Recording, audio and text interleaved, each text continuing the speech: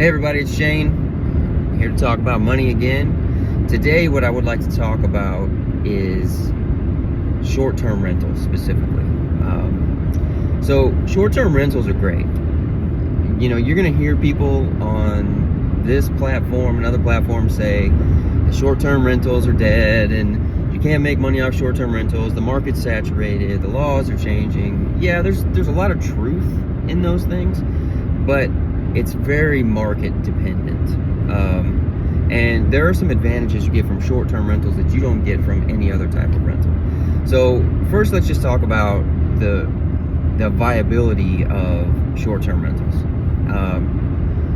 I think the Midwest is a great place for short-term rentals. That's where we're invested primarily in the Midwest and Missouri. And the reason I say that is because, for one, the laws are more favorable. When you get to mid-sized cities, near hospitals, near mid-level tourist attractions, things like that, people are looking for a place to gather. They're looking for a place to take their kids that is safer than a hotel, where, you know, everybody can be in the same house but not necessarily walking all over each other like you do in a hotel room. So there's still demand for it. And the laws in the Midwest are a lot more favorable as well. So there's not a lot of restrictions. You know, usually they'll implement some kind of a lodging tax or something like that you have to, you have to know what's going on in the area you're getting to, but they're still viable. So that's the main thing. Like, if you go to a place like Florida or a coastal area, even around some large lakes or Big Bear, things like that, where the market is saturated and the housing cost has gone up so high and the insurance has gone up so high because of short-term rentals, then yeah, I would say stay away from it. You know, you don't want to invest in a place like that. But you can buy a nice home in the Midwest, $150,000, $200,000. You can put some money into it, and you can make a good income on short-term rentals as long as you do it the right way. But the key is, what you have to do is get to the top of your market. You have to do a lot of research ahead of time before you get in there, and you have to figure out, is this the market that I want to be in? Can I make money? What's the occupancy rate? What's the daily rate for the bedroom square footage? What kind of amenities do I need to add to make sure that my short-term rental goes to the top of the list? How do I grab the attention that is garnered by the top earner in there? You know, do I want a themed experience? Is that how I do it? There's so many different ways. And that's what we do with short-term rentals. We come in and we set those up, and we think about all those questions ahead of time. Because you want to jump into a market and find out that there's a law around the corner that's going to keep you from making money, or the market is in decline, or something like that. So there you go. And let's talk about the advantages of short-term rentals. For one, you're going to have the possibility to earn way more money than you would with a medium term or definitely a long-term rental, because you're basically squeezing as much of the juice as you can out of each property, because you got people coming in every night. You can also raise the cleaning fees to where you can actually shave off some money there. There's so many different ways. And if you're a high W-2 earner, if you have a good job, you're an engineer like I am, I'm a software engineer, or you're a doctor, a lawyer, and you get to a point during the accounting process at the end of the year, and that number that you're paying to Uncle Sam is way bigger than it should be, short-term rental is the way to go. There's a short-term rental loophole is what it's called.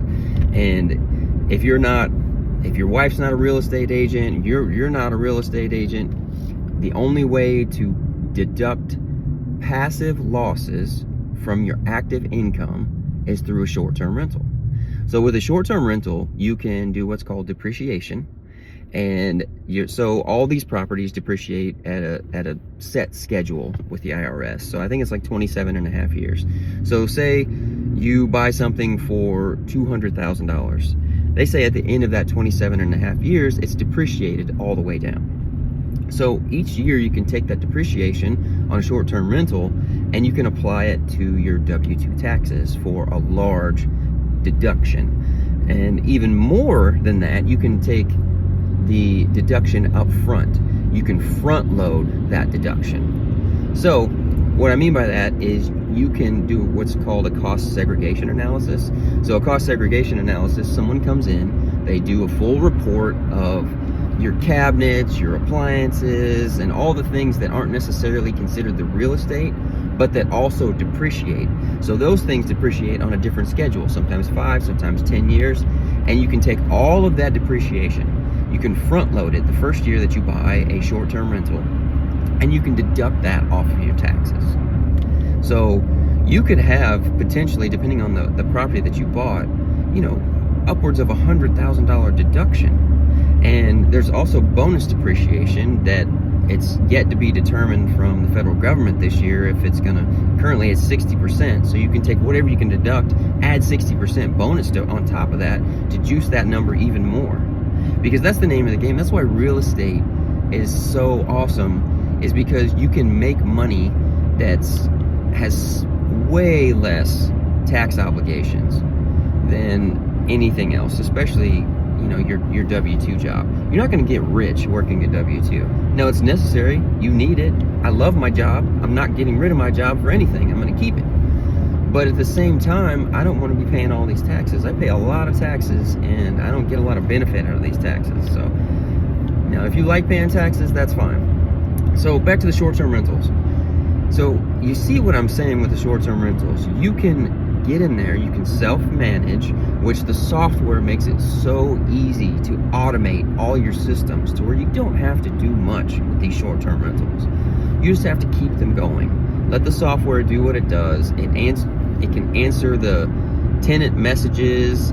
It can set up your cleaning schedules. There's so many things that it does to make your life easier.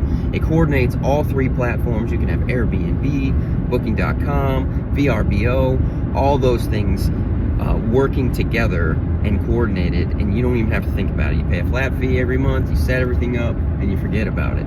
Just go around every now and then to make sure that all your reviews are coming in, your occupancy is what you think it should be, and there you go.